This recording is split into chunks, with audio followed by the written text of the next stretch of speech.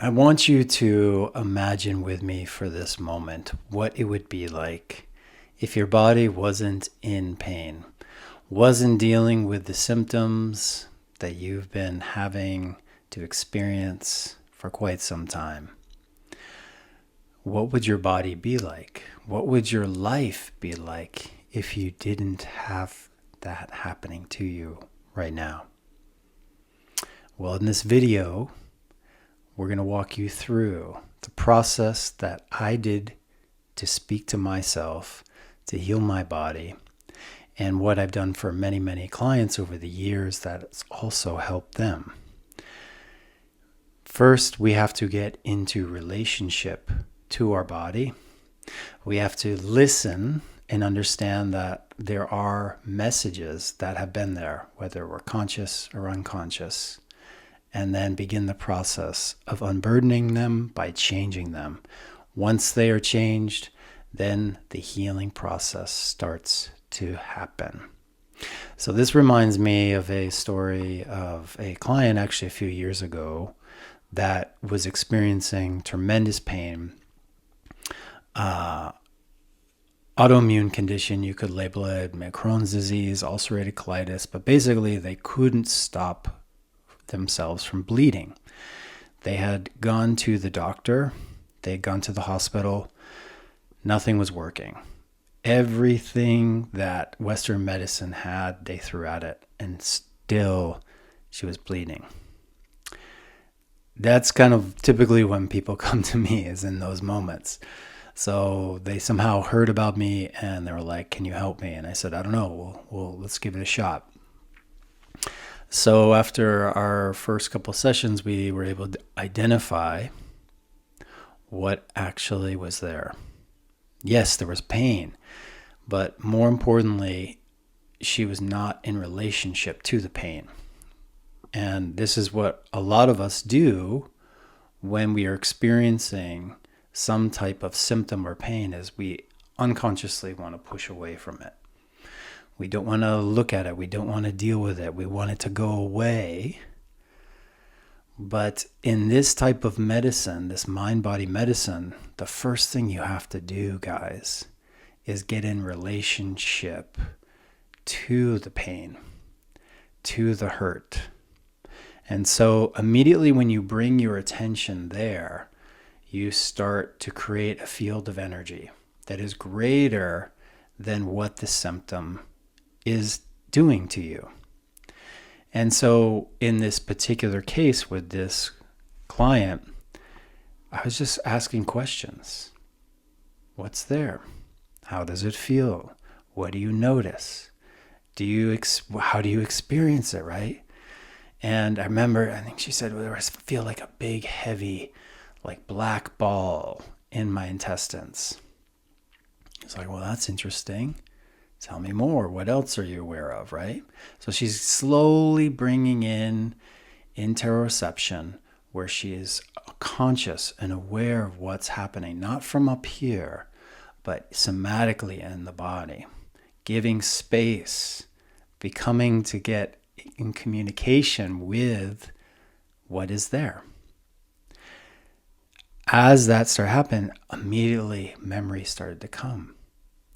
Emotions started to flood up to the surface.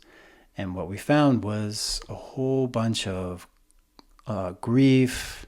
And then there was actually some guilt and shame about not being able to be a certain way, having to be a certain way, right? Which a lot of us do because we feel unworthy.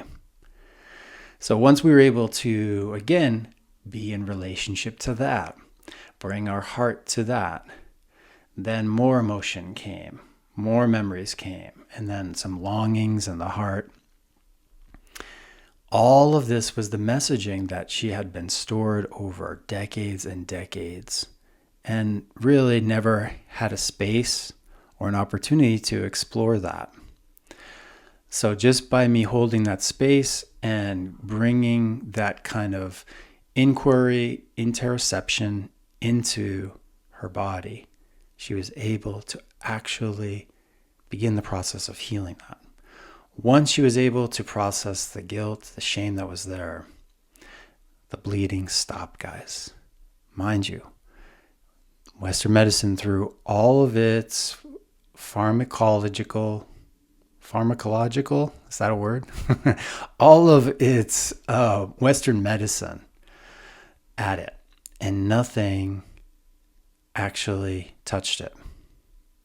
It was actually the power of her heart, her mind, presencing space, making space for it, being in relationship to it, that stopped the actual bleeding.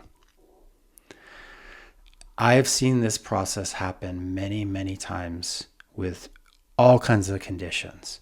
Breast cancer, Hodgkin lymphoma, heart disease, a lot of autoimmune conditions, even infertility. This has worked so well.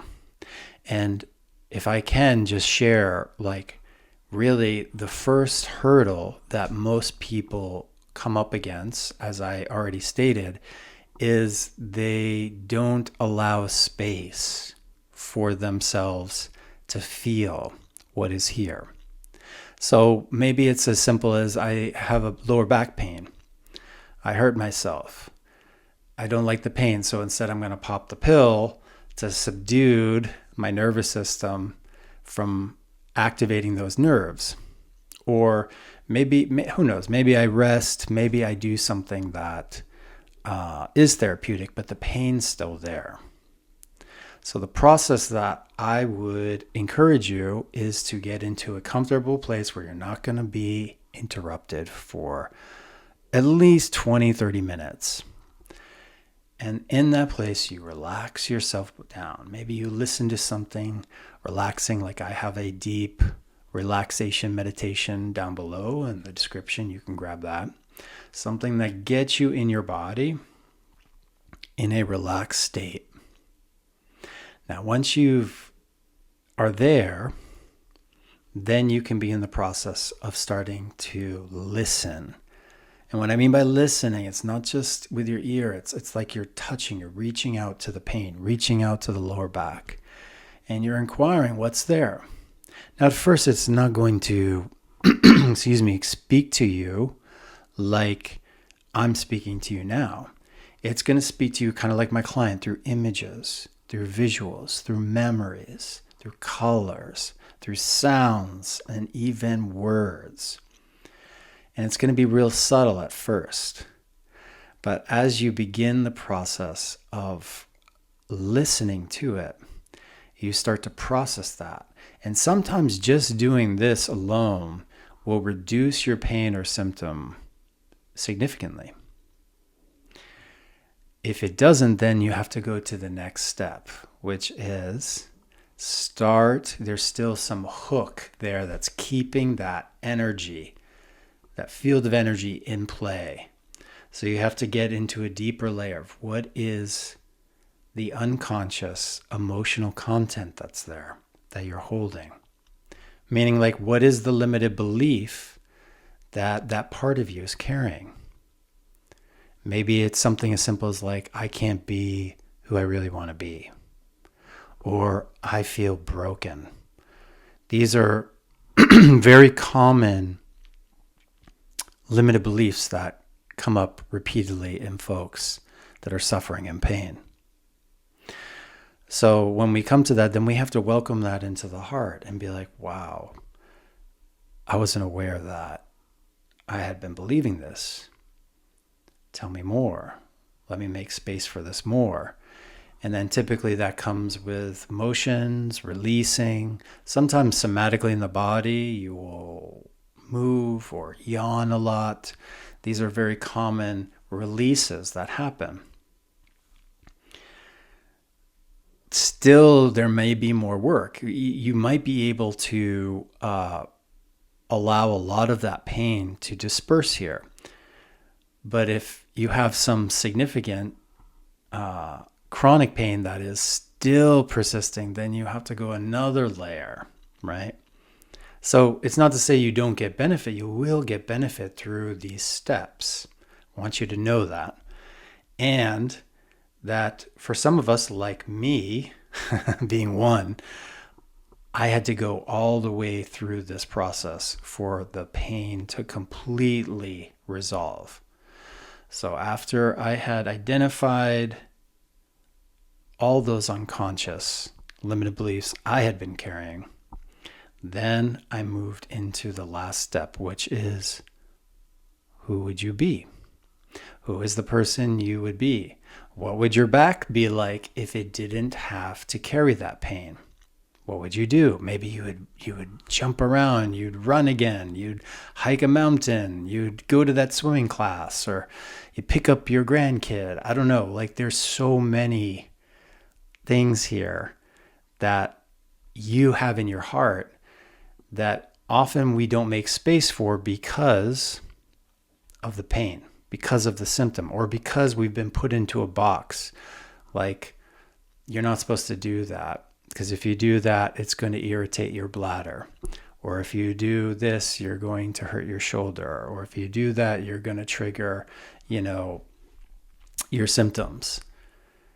And so we limit the playing field. But my suggestion is you want to expand it in your consciousness. You want to feel into, what would it be like if you didn't have that pain? Who would you be? What is the emotional content that arises? And as you feel that more and more, you are literally stretching energetically, not just your heart center, but the energy field that wherever that is, your lower back, pain in your shoulder, your autoimmune condition. And over time, the body, again, you're in relationship to it, starts to hear that, starts to listen to that, starts to absorb that message deeper and deeper until finally that healing moment happens for you and the pain goes away. So this is how I would do it if I were you, if you were wanting to do this work, speaking to your body in this loving relationship. To do that requires a lot of containment, a lot of patience, and truthfully, a lot of heart. And of course, like for me, when I first started this, I needed some support. And that's why I offer a 12-week Be Love Heal program that I work with people individually, or I work with people in my group. And through that process, I'm able to help in the first few weeks identify what are the big unconscious things you're holding on to.